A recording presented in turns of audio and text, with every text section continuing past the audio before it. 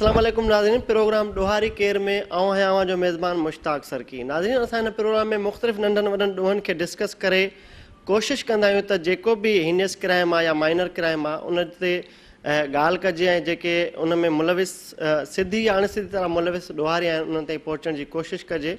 ऐं अॼोके हिन प्रोग्राम में असां डिस्कस कंदासूं ख़ुदि जेका पुलिस आहे, हूअं त अवाम जी मुहाफ़िज़ आहे पुलिस, पर अॼुकल्ह पुलिस एहलकारनि खे बि टारगेट बणाए उन्हनि जूं हयातियूं खसियूं पियूं वञनि। ऐं हिन वक़्त ताईं मजमूई तौर ते सॼी सिंध में 200 जे लॻभॻि हलंदड़ साल में पुलिस जा जवान शहीद थिया आहिनि, जंहिंमें 133 खां वधीक जेके आहिनि पुलिस जा जवान उहे कराची में मुख़्तलिफ़ वक़्तनि ते टारगेट बणाए शहीद कया विया आहिनि।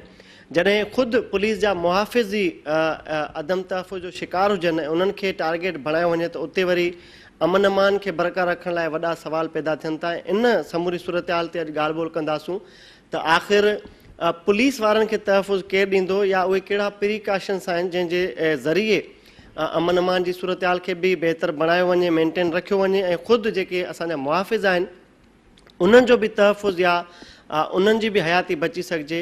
बावजूदि इन जे जो मुख़्तलिफ़ जेके मिलिटेंट ग्रुप्स आहिनि जंहिंमें TTP आहे, उन जा जेके बि पैरेलल ऑर्गेनाइज़ेशन्स आहिनि उहे, इन खां अलावा हिकिड़ो नओं जेको आहे टर्म आयो आहे दाइश जे नाले सां, उन जी एग्ज़िस्टेंस जूं बि अञा ताईं ॻाल्हियूं आहिनि पर कंफर्मेशन न पई थिए, पर उहो ख़तरो बि कराची में मौजूदु आहे। आख़िर पुलिस वारनि खे टारगेट छो पियो बणायो वञे, उन पुठियां कहिड़ा अंसर ऐं एलिमेंट्स आहिनि ऐं आख़िर पुलिस वारनि जो तहफ़ुज़ कीअं यकीनी आहे? आया उहे पाण अहिड़ी का नेग्लिजेंस कनि था या उन्हनि जा के फ़िलाज़ आहिनि जंहिंजे करे उहे हयातियूं विञाइनि पिया या उन पुठियां के ॿिया सबब आहिनि? इन मजमूई सूरत हाल ते ॻाल्हि ॿोल करण लाइ असां हिन प्रोग्राम में ख़ासि तौर ते जेको शरीक थियो आहे officer SSP west Irfan Baloch साहब आहे। वेस्ट ज़िलो कराची जो उहो ज़िलो आहे जेको मुख़्तलिफ़ वक़्तनि ते इंतिहाई हसास ज़िलनि मां हिकु रहियो आहे, छाकाणि त वेस्ट में कंवारी कॉलोनी समेत मंगो पीर ऐं उन जा जेके बि इलाइक़ा आहिनि उहे अची था वञनि। ऐं हिन वक़्तु जेको न सिर्फ़ु मक़ामी चैनल्स या मेन स्ट्रीम मीडिया पर आलमी लेवल ते बि मंगो पीर ऐं जेके बि ओलह ज़िला जा इंतिहाई हसास हंध आहिनि जिते TTP जा रूट्स तमामु घणा स्ट्रॉन्ग आहिनि। इन खां अलावा ॿिया जेके पैरेलल ऑर्गेनाइज़ेशन्स आहिनि उन्हनि जा जेके हाइड आउट्स आहिनि उहे बि वेस्ट ज़िले में आहिनि। इन करे असांजी कोशिशि हुई त SSP वेस्ट साहब इन समूरी सूरत हाल ते डिस्कस करे ऐं उनखां मालूम करण जी कोशिशि कबी त ख़ुदि जॾहिं पुलिस अदम तहफ़ुज़ जो शिकार बणिजे त उते अमन अमान खे बहाल कीअं रखी सघिजे थो। साईं वेस्ट, तव्हांजी वॾी महिरबानी, तव्हां टाइम कढियो। वेस्ट ज़िलो इंतिहाई हसास ज़िलो रहियो आहे। मुख़्तलिफ़ वक़्तनि ते असां ॾिसूं पिया त टारगेट किलिंग थिए पई पुलिस ऑफिसर जी। सम्झो था त डीमोरलाइज़ थिया आहिनि या अहिड़ो को जज़्बो जेको आहे पुलिस एहलकार ऐं जवाननि में घटियो आहे ऐं इन्हनि पुठियां सबब कहिड़ा आहिनि? जी बिल्कुलु, हिकिड़ो पुलिस जी किलिंग जो हिकिड़ो तमामु वॾो हिकिड़ो इशू रहियो आहे कराचीअ में इन जनरल ऐं वेस्ट में इन पर्टिकुलर। ऐं उहो जेको फिनामिना शुरू थियो आहे उहो 2009 खां पोइ असां चऊं त शुरू थियो आहे त पुलिस खे डायरेक्टली उन्हनि हिट करणु शुरू कयो आहे डिस्ट्रिक्ट वेस्ट में स्पेसिफिकली। ऐं उन में जीअं हाणे मां तव्हांखे ॿुधाया त 2013 में लॻभॻि 66 जेके पुलिस एहलकार उहे शहीद थी चुका डिस्ट्रिक्ट वेस्ट में। पोइ जॾहिं ऑपरेशन शुरू थियो, कराची ऑपरेशन शुरू थियो, त उन ते स्पेसिफिक कंसंट्रेशन ॾिनी वई त जेके बि पुलिस जी जेके किलिंग्स में मुलविस आहिनि उन्हनि ते असां रेड्स कयूं, उन ते ऑपरेशन कयूं। ऐं जीअं तव्हां ॿुधायो कुझु इलाइक़ा वेस्ट में मंगोपीर जो इलाइक़ो हुयो, उन में सुरजानी टाउन जो इलाइक़ो हुयो ऐं उन में कटी पहाड़ी जो इलाइक़ो आहे, डिस्ट्रिक्ट वेस्ट में हिकिड़ो साइड टाउन आहे, उन में काफ़ी हुनजी प्रेजेंस हुई। फ्रंटियर कॉलोनी आहे, पीराबाद आहे, मोमनाबाद आहे, नादरन बाईपास जा इलाइक़ा आहिनि जंहिंमें मंगे पीर जा कुझु इलाइक़ा हुन में शामिलु थी था वञनि। सो इन्हनि इलाइक़नि में जेके आहिनि उहे पुलिस जी किलिंग्स थियनि पियूं ऐं पुलिस खे टारगेट कयो पियो वञे।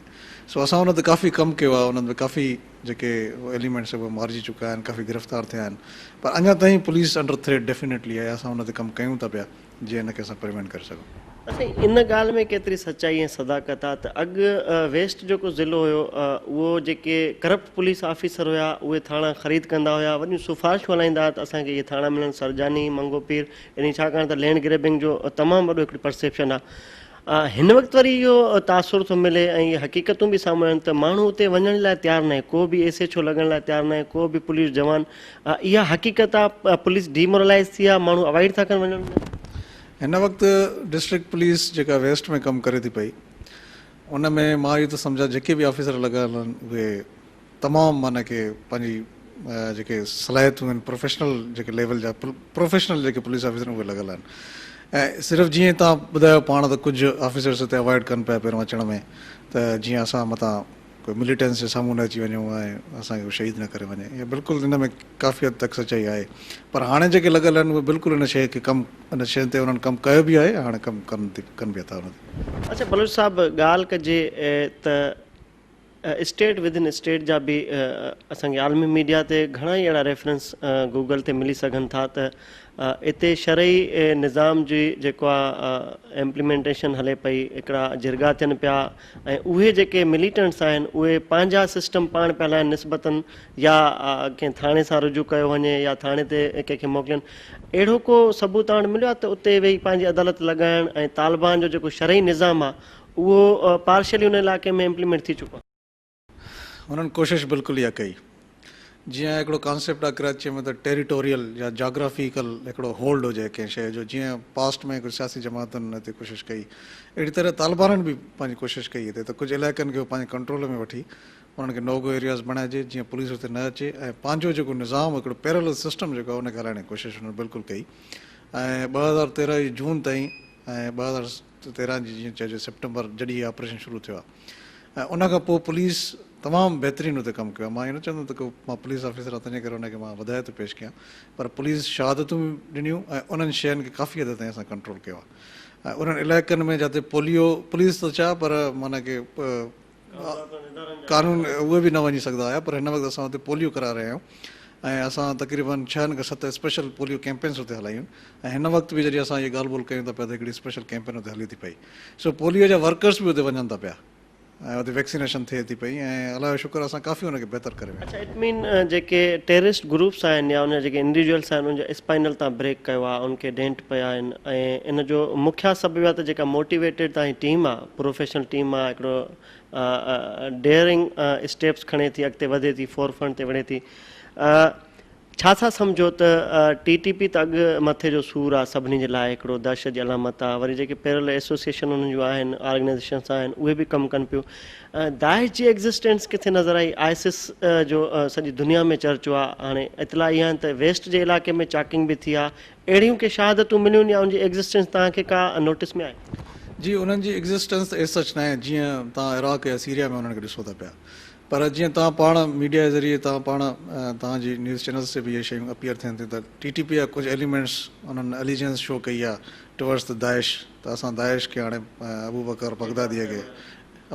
बगदादीअ खे असां एज़ अ फॉलो कयो आहे या उनखे असां अमीरुल मोमिनीन सम्झूं था पिया सो उहे ई एलिमेंट्स जेके आहिनि उहे दाइश जी प्रचार करण जी कोशिशि कनि था पिया ऐं उन्हनि ई कुझु इलाइक़नि में कुझु ईस्ट इलाइक़नि में कुझु वेस्ट जे कुझु इलाइक़नि में तदादु तमामु थोरो उते हुननि जी चैकिंग अपीयर थी वई पर असां अञा वेरीफाई था कयूं त इहो आया कंहिंजी शरारत आहे या वाक़ई उन्हनि एलिमेंट्स जी करण जी कोशिशि कई आहे पर अगरि उहे आहिनि त असां उन्हनि खे बि असां उन एलिमेंट्स जे ख़िलाफ़ु असां बिल्कुलु कमु कयूं था पिया पर आहिनि उहे एलिमेंट्स जेके पहिरियों TTP में कमु कनि पिया ऐं हाणे उहे कोशिशि कनि था पिया त हुनखे दाइश जो रंग ॾियण जी कोशिशि कयूं। असीं जेके बि ख़तरनाक तंज़ीमूं आहिनि कराची में जेके आइदर उहे पॉलिटिकल पार्टीज़ में मिलिटेंट विंग हुजनि या मज़हबी जेके एक्सट्रीमिस्ट आहिनि उहे हुजनि या ॿिया हुजनि उनजा हाइड आउट्स मेजॉरिटी में तव्हांजे ज़िले में वाक़िया आहिनि निस्बतनि जेको आहे दहशतगर्दनि जे पुलिस वटि एतिरा रिसोर्सिस बि न आहिनि ऐं अंडर स्टाफ आहे तव्हां वटि पोइ इन्हनि खे फेस कीअं पिया कयो रेंजर्स मदद करे पई ऐं सेप्टेंबर में जेको टारगेटेड ऑपरेशन शुरू थियो कराची में उनखां पोइ ज़रब अज़ब जो जेको एक्शन आहे जेको उन में इन्फ्लक्स थियो आहे हिते वरी पहुता आहिनि के दहशतगर्द ऐं तव्हां इनकाउंटर्स बि कयो था इन जा जेके नेगेटिव इम्पैक्ट्स आहिनि उहे कीअं पिया फेस कयो इन जा जेके कॉन्सिक्वेंसिस आहिनि अमन अमान जी जेको आहे ज़मानत में रुकावट आहिनि उन्हनि खे कीअं पिया हैंडल कयो? जी कराची जो हिन वक़्तु सभ खां वॾो चैलेंज जेको आहे उहो टेररिज़म आहे छो त टेररिज़म जीअं तव्हां ॿुधायो त पुलिस वटि एतिरा सहूलियतूं न आहिनि एतिरा रिसोर्सिस न आहिनि ऐं नई पुलिस का को टेररिज़म का काउंटर टेररिज़म का फोर्स आहे पर विद पैसेज ऑफ टाइम जीअं जीअं टेररिज़म कराची में वधी पई त तीअं तीअं पुलिस बि उनखे काउंटर करण लाइ पंहिंजा मयर्स उन्हनि वरिता आहिनि ऐं उन में सिंध गवर्नमेंट बि हिन वक़्तु काफ़ी असांजी मदद कई आहे उन में बुलेट प्रूफ जैकेट्स थियूं उन में APCs थियूं ऐं डिस्ट्रिक्ट वेस्ट खे उन्हनि फोकस कयो आहे त जीअं हिते रिसोर्सिस जी आर्मीअ जा जवान्स जेके उन्हनि भर्ती कया आहिनि सिंध गवर्नमेंट ऐं उहे असांखे ॾिना अथऊं। उन सां बि असां काफ़ी जाइनि ते असां मां तव्हांखे ॿुधायां त कुझु अहिड़ा इलाइक़ा हुया जिते यानी की पुलिस बिल्कुलु बि न वेंदी हुई पहिरियों, ऐं उहे सम्झाया वेंदा हुआ त पुलिस एंटर थींदी त हुते नो गो एरियाज़ हूंदा जंहिंजो सुप्रीम कोर्ट बि नोटिस वरितो। पर हिननि असां उन्हनि जाइनि ते हाणे असां पंहिंजूं चौकियूं क़ाइमु कयूं। जीअं फ्रंटियर कॉलोनी जो मां तव्हांखे एग्ज़ाम्पल ॾियां, फ्रंटियर कॉलोनी में जॾहिं सवात में ऑपरेशन थियो त सवात जा जेके TTS तहरीक तालिबान सवात जेके टेररिस्ट आहे उतां भॼी करे फ्रंटियर कॉलोनी असां हिकिड़ो इलाइक़ो आहे जिते सवातनि जी प्रेज़ेंस आहे, उते उन्हनि पंहिंजूं एक्टिविटीज़ कयूं ऐं असांजा तक़रीबन 2014 में उन्हनि 12 खां 13 जवान हिकिड़ी मख़सूस इलाइक़े में जिते पीराबाद ऐं मोमनाबाद जा इलाइक़ा लॻनि था थाणनि जा, फ्रंटियर कॉलोनी जे आसपास उन्हनि शहीद कया, सिर्फ़ु इहो शो करण लाइ त हिते पुलिस न अचे ऐं उनखे हिकिड़ो नओं एरियाज़ उन्हनि कोशिशि कई डिक्लेयर करण जी कोशिशि कई। असां हुते पंहिंजूं चौकियूं क़ाइमु कयूंसीं ऐं उते असां पंहिंजूं जेके ऑपरेशन्स कयूंसीं ऐं अलाह जो शुक्र आहे असां हुते पंहिंजी प्रेज़ेंस शो कई आहे। ऐं अलाह जो शुक्र आहे त पुठियों जेको महीनो गुज़रियो अक्टूबर में, हुन में सिर्फ़ु असां हिकिड़ी शहादत थी ऐं नवंबर में हिकिड़ी बि शहादत असांजी न थी आहे। ॾोहारी अंसर आहिनि या जेके बि मज़हबी इंता पसंदि धुरियूं आहिनि ऐं जिन जी एग्ज़िस्टेंस तव्हांजे पंहिंजे डिस्ट्रिक्ट में मौजूदु आहे, भला इन जा नेक्सस गॾु आहिनि, इन जा म्यूचुअल मफ़ाद हिकु आहिनि ऐं क्राइम में सभु गॾिजनि था या अलॻि अलॻि आहिनि? न, इहे इन जो नेक्सस बिल्कुलु गॾु आहे ऐं उन में मां तव्हांखे ॿुधायां त TTP, TTS, लश्कर जंगवी ऐं उन सां गॾु हिकिड़ो मंशियात फ़रोशन जो हिकिड़ो रैकेट आहे, जेके चारई पंज इहे शयूं मिली करे ऐं पुलिस ऐं रेंजर्स जे ख़िलाफ़ हिते कार्रवाई कनि था पिया। सो इन जो नेक्सस आहे हिन वक़्तु। जीअं मां तव्हांखे एग्ज़ाम्पल ॾियां, हिकिड़ो भालू वॾो क्रिमिनल हुयो, उहो पहिरियों हिकिड़ी सियासी जमात सां हलंदो हुयो, उन खां पोइ उहो TTP सां हलणु लॻो, हा, कटी पहाड़ जो बदनाम किरदारु हुयो, वरी उहो मंशियात फ़रोशन सां हले पियो। सो हाणे रिसेंटली उहो पुलिस एनकाउंटर में मारिजी वियो आहे। सो इहे सभु गॾिजी करे पुलिस जे ख़िलाफ़ कार्रवाई कनि था ऐं दहशत जी अलामत बणिजण जी कोशिशि कनि था। हिकु तरफ़ सॼियूं धुरियूं गॾु आहिनि, ॿिए तरफ़ उहा ई असांजी रिवायती पुलिस आहे। परसेप्शन इहा बि आहे त पुलिस में बि कुझु ब्लैक शीप आहिनि, हर डिपार्टमेंट हुजनि था, उन्हनि जा बि लिंक्स आहिनि, उहे बि जेको आहे इंटेलिजेंस शेयरिंग कंदा आहिनि ऐं उन सबबु बि नाकामी पुलिस खे नसीब थिए थी। अहिड़ा माण्हू तव्हांखे आइडेंटिफाई कया आहिनि, कॾहिं थिया आहिनि? जी हा, बिल्कुलु अहिड़ा थिया आहिनि जेके पुलिस जी मूवमेंट खे डिस्क्लोज़ था कनि, पुलिस जॾहिं रेड्स ते थी वञे तॾहिं डिस्क्लोज़ था कनि, पुलिस वारनि जा जेके घर आहिनि उन्हनि खे आइडेंटिफाई था कनि। सो अहिड़ा एलिमेंट्स बिल्कुलु मौजूदु आहिनि, उन्हनि सां उन्हनि खे आइडेंटिफाई बि कयो आहे ऐं काफ़ी जाइनि ते असां पुलिस वारा गिरफ़्तार बि कया आहिनि, छो त एॾो सीरियस मसइलो आहे जंहिंखे असां वॾी मुश्किल सां असां हैंडल करे रहिया आहियूं। अच्छा, तव्हांजो पंहिंजो एक्सपर्टीज़ छा आहिनि त जॾहिं ख़ुदि पुलिस वारा टारगेट बणिजनि त उते अवाम में अदम तहफ़ुज़ वारो अहसासु वधी थो वञे, इन में प्रिकॉशन्स किथे आहिनि, किथे पुलिस जी पंहिंजी ग़फ़लत न आहे? जीअं तव्हां बुलेट प्रूफ जी ॻाल्हि कई, बुलेट प्रूफ जैकेट्स असां ॾिसूं था आमतौर ते मोबाइल में पयूं आहिनि, पर उहे पाइण लाइ माण्हू ज़हमत नथो करे, जेको मोह जो सबबु बणिजे थो। त इहे कहिड़ा स्ट्रिक्टली प्रिकॉशन्स तव्हां इम्प्लीमेंट नथा करे सघो? जी बिल्कुलु, तव्हां सही था चओ। हिन में त जीअं जेको हेठि लेवल ते जेको पुलिस ऑफिसर आहे, जेको पुलिस कॉन्स्टेबल आहे, उहो अञा इन शइ खे रियलाइज़ नथो करे थो, टेररिज़म सां विड़ी रहियो, अञा ताईं उहो सम्झे थो त मां आम हिकिड़े क्रिमिनल सां या हिकिड़े चोर सां फाइट करे रहियो आहे। पर आहिस्ते आहिस्ते इहा रियलाइज़ेशन अचे थी पई ऐं आहिस्ते आहिस्ते उन शइ खे एक्सेप्ट कनि था। ऐं ॿी असां हिकिड़ी ॻाल्हि कई आहे त जेके असांजा पुलिस वारा जेके सेंसिटिव एरियाज़ में रहनि था पिया, असां उन्हनि शयुनि खे आइडेंटिफाई कयो आहे त जेके पंहिंजे ॿारनि खे छॾणु वञनि था, कुझु शॉपिंग करण था वञनि था, हेठि था थी वञनि, असां उन्हनि खे आइडेंटिफाई कयो आहे। असां हिकिड़ो प्रोजेक्ट लॉन्च कयो आहे वधी IG साहब जी सपोर्ट सां, ऐं उहो उन्हनि जी फ्लैट्स आहिनि।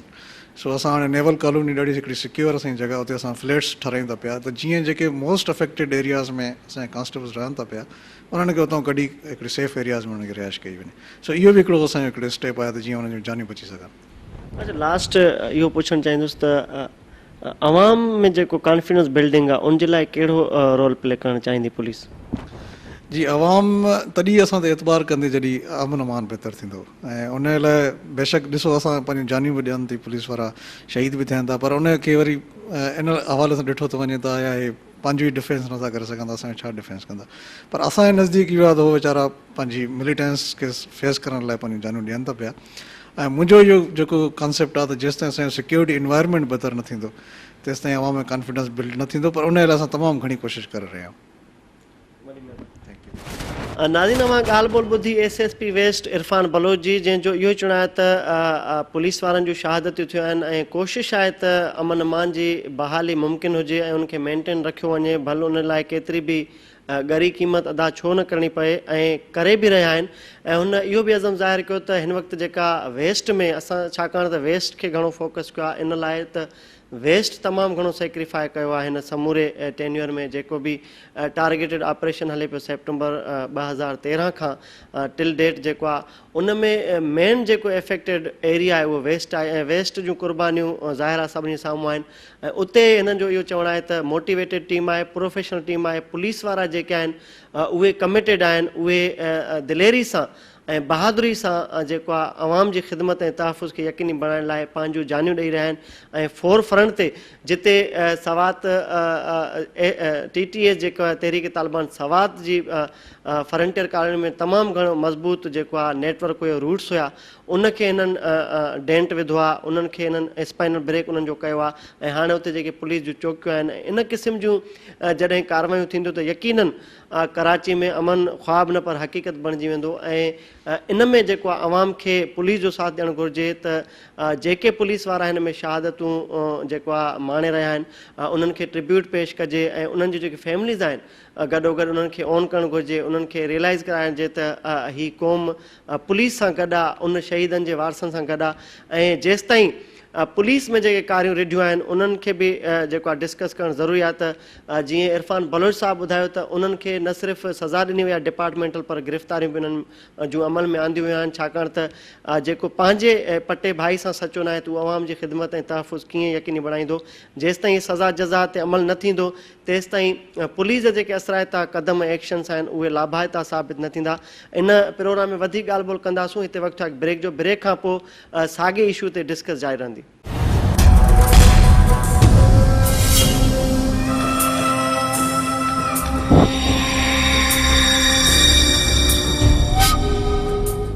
वेलकम बैक नाज़रीन। ॻाल्हि ॿोल हले पई कराची में पुलिस जी टारगेट किलिंग जी। उन हवाले सां मुख़्तलिफ़ वक़्तनि ते शहर जे मुख़्तलिफ़ इलाइक़नि में दहशतगर्द अंसरनि पारां पुलिस जे जवाननि खे शहीद कयो वियो आहे ऐं ताज़ा कुझु वाक़िया पेश आहिनि। उन हवाले सां जेको वेस्ट ज़िलो आहे उहो इंतिहाई हसास ज़िलो आहे, जिते मिलिटेंट ग्रुप आहिनि, मज़हबी इंतिहा पसंदि आहिनि, ऐं जेके TTP समेत मुख़्तलिफ़ उन्हनि जूं पैरेलल जेके ऑर्गेनाइज़ेशन्स आहिनि उन्हनि जा दहशतगर्द हमेशह वक़्तनि फ़वक़्तनि पुलिस जे जवाननि खे टारगेट बणाए उन्हनि जूं हयातियूं खसे रहिया आहिनि। अहिड़ो हिकिड़ो वाक़ियो कुझु अर्सो अॻु पेश आयो जेको सिपाही रैंक खां वठी हेड कांस्टेबल ऐं हेड कांस्टेबल खां वठी असिस्टेंट सब इंस्पेक्टर ताईं जे पुलिस जे अहलकारनि खे टारगेट बणायो वियो। पर कुझु ॾींहं अॻु SHO पिरेडी गज़नफर काज़मी खे बि उन वक़्तु शहीद कयो वियो जॾहिं उहो पंहिंजे घर वञी रहियो।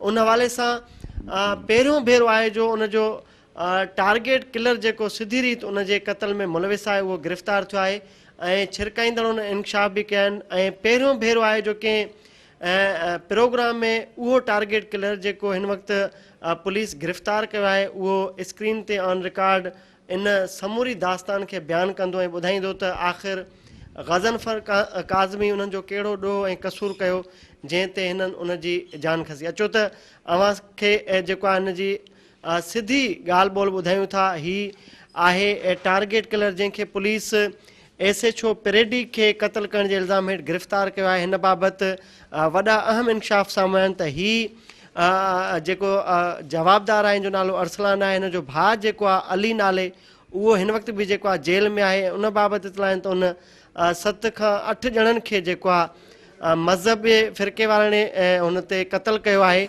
ऐं हिन वक़्तु जेको आहे ही 4 ॼणनि जो ग्रुप आहे जेके गज़नफर काज़मी जे क़त्ल में मुलविस आहिनि। क्या नाम है आपका? मेरा नाम अरसलान। वल्दियत क्या है? गज़नफर। क्या बताएंगे ये जो जिस इल्ज़ाम में आप गिरफ्तार हुए, क्या कहानी है, क्या हकीकत है? सर हमारी इतनी गलती है कि हमसे वह गाड़ी चलवाई थी। हम तो वक्त घर में थे, हमें फ़ोन आया था कि आओ ज़रा एक बैग लेकर आने, पैसे लेकर आने। जाकर हम चले गए। हमने बोला था कि ये इतना ख़याल कर लेना कि भाई फंसे वसे नहीं। तो आपकी और उमर की मुलाकात कहाँ पर हुई? उमर से हमारी मुलाकात जेल में हुई थी। मैं भाई से मिलने जाता था, उमर पीछे खड़ा हुआ होता था, कभी किसी से मिलने आता था, कभी किसी से मिलने आता। तो मैं भाई से मिल रहा था, इनसे सलाम दुआ हो गई थी, भाई ऐसे ही मुलाकात हुई थी। तो रियाज भाई ने मुझे बोला, जब ये जेल वेल से बाहर आ गए, मुझे तो पता नहीं था ये बाहर आ गए उमर। तो रियाज भाई ने मुझे फ़ोन करके बोला था कि यार ये एक छोटा सा काम आया हुआ, ये पैसे लेकर आने जाकर। मतलब रियाज भाई ऐसा ना हो आप फंस जाएँ यार। कहने लगे नहीं भाई जाना है और पैसे लड़के ले हमारे पहले से खड़े हैं वहाँ पर, हम लेकर आ जाएंगे। मतलब ठीक है रियाज भाई, मेरे पास भी पैसे किससे लाने, हाई वैल्यू टारगेट से लाने, आम शहरी से? आम शहरी, इन्होंने बोला था बैग छीनना, सिर्फ बैग है वहाँ पर ना। नहीं तो करना तो किराए में था ना, आपने जी किराए में करना था ना, छीनने थे ना पैसे? जी जी। अच्छा, तो इन्होंने ये बोला था कि पैसे लेकर आने, ये नहीं बोला था कि किसी को मारना या कुछ करना। तो मुझसे भाई इन्होंने गाड़ी चलवाई थी। उमर भी गए थे, उमर के साथ एक लड़का और था, वो हेलमेट में था। उनको मैं नहीं जानता क्योंकि वो पीछे से आए, ये बैकअप पे थे। तो रियाज भाई मेरे साथ बैठ गए थे। रियाज भाई ने जब मुझे बोला कि उस कार के पास ले ले, मैंने जैसे ही उनके पास लगा, इन्होंने फायर मार दिया उसके ऊपर। किसने फायर मारे? रियाज भाई ने अपनी पिस्टल से। अब वो अल्लाह जाने, मैंने वहीं पे एकदम से बाइक रोक दी। मैं रियाज भाई ये क्या किया आपने, तो फायर मार दी। कहने लगे भाई यहाँ से अभी गाड़ी निकालो, आगे चलकर बात करते हैं। अच्छा, रेकी कैसे की, फॉलो कैसे किया, क्या प्लानिंग थी? रैकी इन लोगों की पहले से हुई हुई थी। रैकी अब क्या कह सकते हैं कि इन्होंने पहले की या इनको किसी ने करके दी। मैं इनके साथ पहली बार गया, उस रोड पे गया था। कौन सा रोड था, कहाँ पहुंचे, कैसे सीन बताओ? वो खुरासान से आगे वाला रोड है ना, शाह खुरासान, एम ए जना रोड। जी उस साइड पे ही रोड पे गए थे। तो बारिश हो रही थी, तो वहीं पे लेकर कर गए थे ये मुझे। नहीं, मेन सीन बताओ, शाह खुरासान इमाम बाहर गए नमाज चौरंगी पर, उससे थोड़ा आगे जाकर बताओ पूरा कैसे? वो जैसे वो प्रेडी वाला थाना नहीं आता गार्डन वाले साइड पर, वो साइड। नहीं, कैसे? जब बाइक चला रहे थे, पीछे रियाज बैठा था, क्या कह रहा था? उन्होंने बोला था इस कार के पीछे लगा लो। एक पान की दुकान पे रोकी थी उन्होंने। उन्होंने बोला था आ जाओ मावा वगैरह ले कार लेते। कौन सी थी? वो वाइट कलर की थी, वो लंबी सी, ऊंची सी थी। और उसके साथ कौन था, गजनफर के साथ? कोई भी नहीं था, वो सर अकेले ही थे। हमें नहीं पता था कि वो हमारे मोमिन है, अहले तशी हमारे। हमें नहीं पता कि क्या हुआ, इन्होंने फायर वायर मार दिया। उन्होंने तब वहाँ जाके आगे जाकर बताया कि ये अब्बा उसके उमर के वो है आईओ। अब ये हमें फिर भी और बाद में पता चला कि ये उमर के साथ इनका क्या चल रहा है। उमर कहता है कि मेरे पैसे खा गए, मेरी टांग तोड़ दी, मेरी कारें खा गए। ये अब पता चला हमें। हमारा ये कसूर है कि हमने गाड़ी चलाई, लालच में आ गया हमें, लेकिन ये नहीं पता था कि किसी को मर्डर करने के लिए जा। लेकिन अली और दीगर बता रहे हैं अली ने हुक्म दिया तुम सबको कि ऐसे छो को लिटाना है। नहीं सर, ये अली कहाँ से आ गया? अली मेरा भाई तो जेल में पहले से पड़ा हुआ, वो कहाँ से कर सकता है? उमर तो अली का दोस्त है ना? नहीं नहीं, ये तो पीछे से आकर खड़े होते थे, मुलाकात करते थे बस सारे। मुलाकात भाई कोई सिनेमा थोड़ी था, जेल था ना, जेल में मुलाकात उससे करने आता था ना। ये नहीं पता सर हमें, ये हमें तो अच्छा, फिर रियाज ने ये बड़ी कार्रवाई की, आपने बाइक चलाई, उसके बाद आपके क्या उससे कैफियत क्या थी जब ये हुआ? बस वो आखिरी मुलाकात थी फिर हमारी। नहीं, कैफियत क्या थी जब फायर हुए, क्या हुआ? सर मेरी तो हालत ख़राब हो गई थी। मैंने कभी इस तरह किया ही नहीं है कि मर्डर कर दिया, किसी को मरवा दिया। हमें यही था कि ये लोग पैसे लेंगे, वापस आ जाएंगे इलाके में अपने। लेकिन इन्होंने तो फायर मारे, और ये भी पता चला बाद में कि ये हमारे मोमिन थे बड़े। अच्छा, कितने फायर मारे रियाज ने? सर बटन दबा 4-5 तो निकले होंगे बड़े। अच्छा, कहाँ पर हिट किया? सर पे हिट किए थे इन्होंने। चारों फायर? जी। अच्छा, बकौल आपके कि आपको इल्म नहीं था, पैसे छीनने थे, आप शरीफ बंदे हो, कभी कोई क्राइम नहीं किया छोटा बड़ा? नहीं सर, ये इस तरह नहीं किया, ये इस तरह किसी को मारा नहीं सर। अच्छा, जब आपको पता चला कि हमारे मोमिन भाई हैं, अहले तशी हैं, तो उसके बाद आपने कोई सच्चाई की पुलिस के साथ? जी सर, हम अभी हम अब नहीं नहीं, उसके बाद बताया कि यार हमसे गुनाह हो गया, रियाज ने किया, मैंने नहीं किया? नहीं सर। हाँ, नहीं सर। तो फिर तो तुम भी क्रिमिनल हो, उसी नौयत के क्रिमिनल हो ना? सर अभी टाइम ही कितना हुआ है? कितना हुआ है? अब इंशाल्लाह हम सबको दें। नहीं, कितना हुआ है टाइम, कब उसको शहीद किया था, कितना अरसा हुआ है?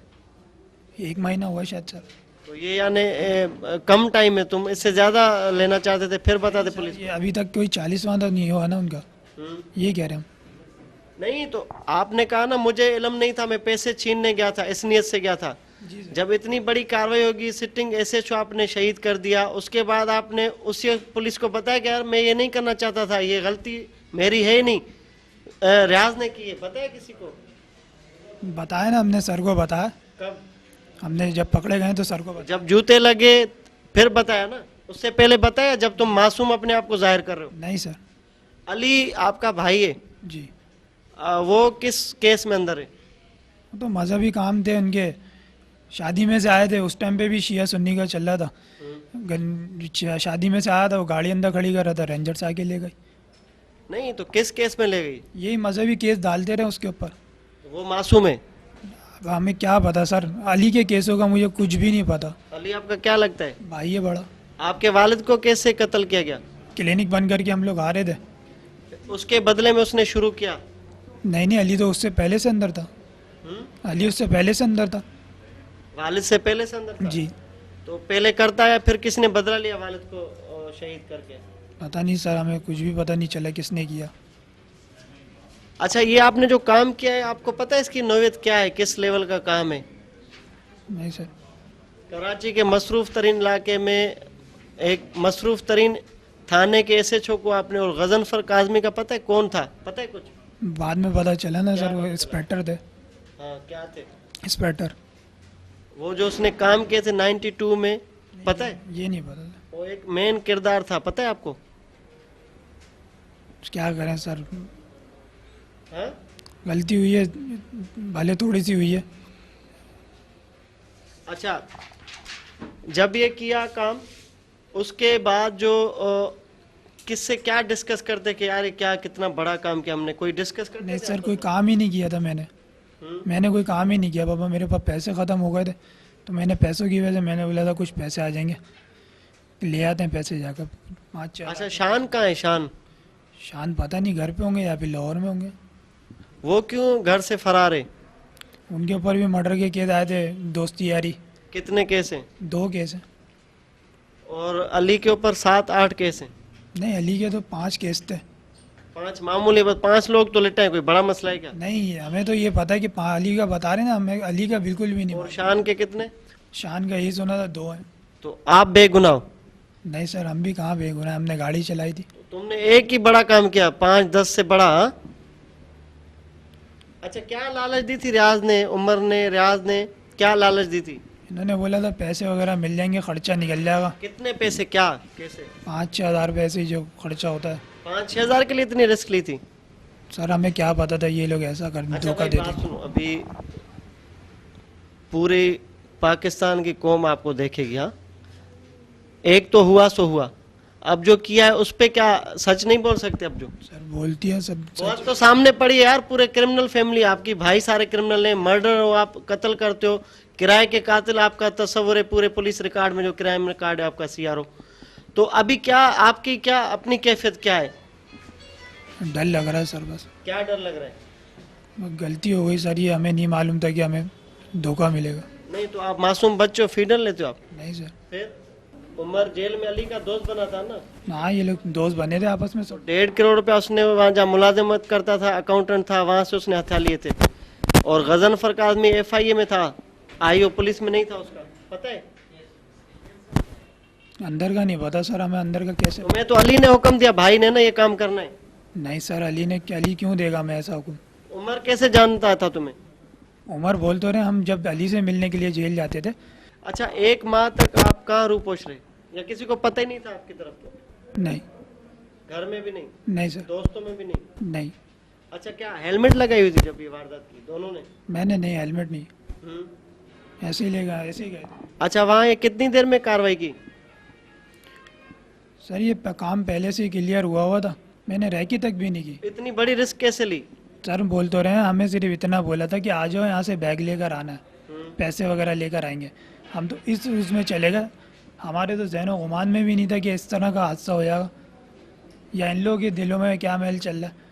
मैं तो बहुत डर गया था सर बहुत, जब इन्होंने फायर, मैंने तो वहीं तक गाड़ी रोक दी थी जब इन्होंने करा। नाज़रीन, SHO गजनफर काज़मी जे क़त्ल में मुलविस जवाबदार अरसलान जो ॻाल्हियूं ॿुधो पिया, ज़ाहिर आहे हर जवाबदार उहो केतिरो बि ख़तरनाक छो न हुजे, पुलिस जे हथ अचण खां पोइ उहे पंहिंजा बयान मटाईंदो आहे, छाकाणि त उनखे पक हुजे थी त उन जे केस में पुलिस परसुएशन या पुलिस फॉलोअप जेको अदालतुनि में उहो न हूंदो आहे, इन लाइ हिनखे जेको अल्टीमेट बेनिफिट आहे उहो अदालत में मिलंदो। ऐं ही हेबिचुअल क्रिमिनल फैमिली सां ताल्लुक़ रखे थो। हिन जो भाउ जेको आहे 7 खां 8 जेको आहे फ़िरके वारा हाणे क़तल वारे केसनि में हिन वक़्तु बि जेल में आहे। संदसि नंढो भाउ जेको आहे शान, उहो बि 4 खां 5 मर्डर्स में जेको आहे मुलविस आहे, उहो बि फ़रार आहे।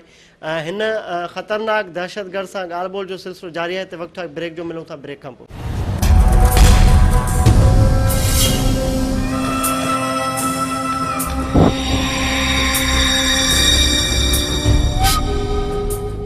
वेलकम बैक नाज़रीन। प्रोग्राम में ॻाल्हि ॿोल हले पई कराची में पुलिस जी टारगेट किलिंग। जीअं पहिरियों भेरो आहे जो हाई प्रोफाइल केस में हिकु टारगेट किलर गिरफ़्तार थियो आहे, जंहिं एतिराफ़ बि कयो आहे त उन्हनि उन वक़्तु जे SHO परेडी ग़ज़नफ़र काज़मी खे घर वेंदे गोलियुनि जो खाज बणायो। ऐं पहिरियों भेरो आहे जो कंहिं प्रोग्राम में उन टारगेट किलर जी ख़तरनाक दहशतगर्द जी ॻाल्हि ॿोल ऑन रिकॉर्ड आहे। अचो त ॻाल्हि जो सिलसिलो वधीक अॻिते वधायूं था। कितनी गोलियां मारी थी आपने ग़ज़नफ़र उसको काज़मी को? मैंने नहीं चलाई थी सर। रियाज ने कितनी गोलियां मारी? हाँ, कितनी? बस दबाया था सर। 5 तो लगी होंगी उनको, क्योंकि वो एक साथ ही चलती थी उनकी पिस्टल। 5 तो चली नहीं, 4-5 तो लगी उनको। तो वो वर्दी में थे, सिविल में? नहीं, सफ़ेद शलवार कमीज़ पहने हुए, सफ़ेद पहने हुए थे, पता नहीं आसमानी ऐसे कुछ पहने हुए थे। शलवार कमीज़ थी लेकिन। अच्छा, तो ये क्राइम करने के बाद कैसे फरार हुए, कहाँ गए वहाँ से? वहीं से कट से उन्होंने घुमवा ली थी गाड़ी, ले गए थे। कहाँ ले गए थे? सी एरिया के पास आ गए थे, वो वहीं उतर गए थे। उन्होंने बोला था बस तुम चले हो यहाँ से। मैंने बोला 10 मिनट के लिए अपनी बाइक दे दो, मैं यहाँ से पैदल कैसे जाऊँगा भाई। मैंने आकर मेरे घर से अपनी बाइक लेकर चले आना। मैंने क्योंकि ये गाड़ी मैं अपने घर में नहीं खड़ी करूँगा। तो वो उनकी थी, उमर की। उन्होंने बोला ठीक है, मैंने आना तो है, मैं बाइक ले जाऊँगा यहाँ से। अच्छा, उसके फ़ौरन बाद ब्रेकिंग न्यूज़ चली हर चैनल पर, क्या देख रहे थे? यही देखा था सर कि फायरिंग हुई है वहाँ पर। वहाँ पे हमें पता चला था उनका नाम ग़ज़नफ़र है। कहाँ पे पता चला? टीवी में। अच्छा, फिर क्या सोचा? सर अपने मुंह पे नालत दी हमने क्या दी? कि हम जिस काम से गए वो भी नहीं हुआ, और एक गुनाह भी कर आ गए, और जो था वो भी हमारा मोमिन ही था। अच्छा, पता है कि उसके कत्ल के बाद एक बड़ी सियासी जमात पर उसका इल्ज़ाम लगा था, पता है ये? नहीं सर। क्योंकि 92 में उसने बड़े एक्शंस किए थे, ऑपरेशन में हिस्सा लिया था, तो वो इस वक्त भी वो जमात वजाहत दे दे के थक गई, पता है? नहीं सर, इसका नहीं पता क्या नहीं पता कि क्या हुआ था। ये क्या हुआ था क्या नहीं। अच्छा, फिर टीवी पे क्या देख रहे थे? अंदर ही अंदर खुश हो रहे थे? नहीं सर, खुश नहीं हो रहे थे। तो अफसोस हो रहा था सर, हमने ऐसा किया। तो फिर डेली रूटीन में क्या करते थे पूरा कुछ दिन? भी नहीं किया सर, फिर मैंने कुछ भी नहीं किया सर। नहीं, कुछ नहीं, नॉर्मल लाइफ में क्या करते हो? कुछ नहीं सर, ऐसे ही बस गुजारा करते हैं अपना।